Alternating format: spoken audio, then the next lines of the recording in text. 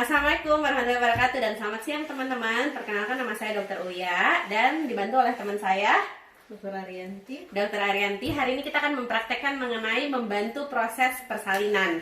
Nah, sebelum teman-teman masuk ke proses membantu, teman-teman harus sadar dulu dan tahu dulu seperti apa sih dari masuk kala 1 ke kala 2. Nah, tapi sebelum masuk ke kala 2, kalau misalnya benar-benar pasiennya itu memang sudah akan melahirkan, biasanya kita lihat dengan tanda-tanda adanya sakit perut yang tembus ke belakang, rasa-rasa mau buang air besar ya, dan biasanya kita baringkan pesertanya, kita baringkan dia dengan posisi litotomi. Jadi posisi litotomi itu adalah pasien berbaring telentang ya, dan kakinya ditekuk seperti ini.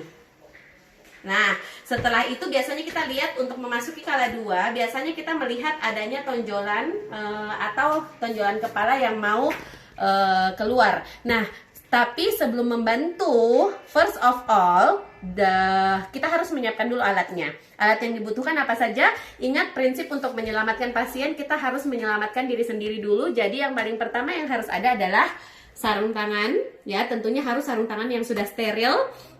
Di samping itu kita juga membutuhkan peralatan-peralatan lainnya yang mungkin sudah dijelaskan pada saat teori, seperti ada klem, ada gunting, ada jarum jahit, ada benang jahit, suntik untuk menyuntik oksitosin, dan ada juga untuk pengikat tali pusar.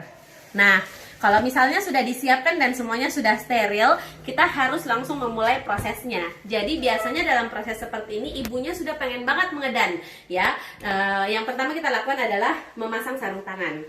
Nah, proses memasang sarung tangan sendiri, ingat kita harus menjaga kesterilan dari sarung tangan. Jadi usahakan bagian dalam tangan itu tidak menyentuh sarung tangan bagian luar.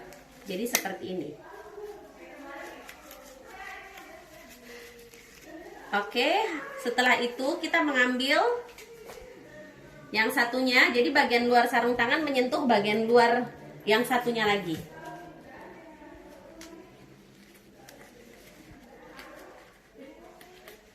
Nah, seperti ini dipakai.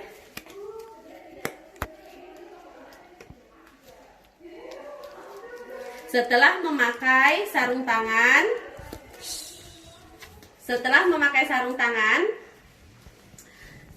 kita bisa membantu penolong. Biasanya pada saat seperti ini dia sudah ingin mengedan. Nah, pada saat pasiennya sudah ingin mengedan dan kita letakkan dia di posisi litotomi, anggap ini kita geser sedikit ya, posisinya tidak di sini. Nah, posisi penolong berada di sebelah kanan pasien. Dan setelah berada di sebelah kanan pasien, kita melihat adanya kepala janin yang sudah mendesak ingin keluar. Nah, pada saat ini teman-teman dibutuhkan pertolongan teman-teman untuk menjaga agar dia punya vagina ya atau jalan lahir itu tidak mengalami ruptur seperti yang sudah dijelaskan. Posisi tangan terletak di atas dan di bawah. Seperti ini. Ya. Setelah dia mengedan, otomatis bagian tubuh yang duluan keluar adalah kepala. Kenapa? Karena kepala adalah bagian posisi yang paling kecil. Setelah dia keluar, kita bersihkan, kita bantu dengan mengusap dia punya hidung dan mulut untuk membersihkan jalan nafasnya supaya sang bayi bisa bernafas dengan spontan. Setelah itu kita tunggu dia melakukan putaran. Jadi dia akan melakukan pemutaran sendiri tanpa kita perlu bantu, kita cukup menunggu.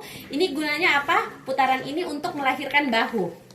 Ya, jadi Tuhan itu sudah menciptakan sedemikian rupa sehingga bahkan posisi untuk proses melahirkan itu terjadi secara alami.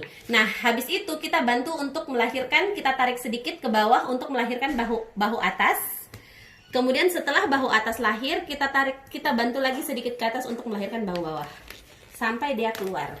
Dan setelah dia keluar, kita cek dia punya refleks. Apakah langsung menangis?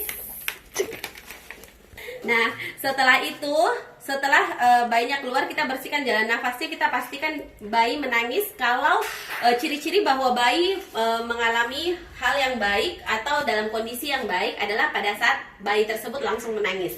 Jadi kalau dia langsung menangis, artinya dia bernafas spontan, artinya tidak ada sumbatan di jalan lahir. Nah, setelah itu kita mulai untuk mengikat tali pusar. Jadi kita menggunakan dua alat, yaitu klem klem 1 dan klem 2. Yang klem yang satu kita letakkan tidak terlalu jauh dari pusat. Oke, dan klem satunya di tempat sini. Setelah itu kita boleh menggunting tali pusat. Anggap ini sudah tergunting. Tak. Kalau sudah tergunting, otomatis yang di bagian pusat itu boleh diikat pakai ikat tali pusat supaya darahnya tidak keluar. Ya, nah di bagian sinilah yang kita bantu untuk proses bayinya dibersihkan. Sambil bayinya dibersihkan, di bagian sinilah yang kita bantu untuk proses kelahiran plasenta atau memasuki kala 3. Caranya adalah kita cukup regangkan tali pusat, ya, dan diputar-putar sambil menunggu kontraksi ibu secara alami. Kalau ibu sudah mengalami kontraksi secara alami, nanti plasenta akan keluar dari jalan lahir. Dan setelah keluar dari jalan lahir, tugas kita sebagai penolong adalah memeriksa kembali plasentanya. Apakah plasentanya utuh atau tidak. Kalau misalnya dia tidak utuh, itu artinya kita akan ada resiko untuk mengalami perdarahan. Biasanya teman-teman kan pelaut, tidak ada bakat medis ya. Jadi apabila ada ditemukan plasenta yang tidak utuh, itu teman-teman mungkin bisa menghubungi tenaga kesehatan atau paramedis yang lebih bisa menangani dari pelabuhan terdekat, seperti itu. Nah, setelah itu lukanya bisa mulai dibersihkan, darahnya dibersihkan. Habis itu kita lihat ada yang robek atau tidak. Kalau misalnya dia ada yang robek, baru kita lanjutkan dengan teknik penjahitan benang dan jarum dan membutuhkan suntik lidokain. Untuk teknik penjahitan sendiri nanti akan di-share di video selanjutnya. Terima kasih. Assalamualaikum warahmatullahi wabarakatuh.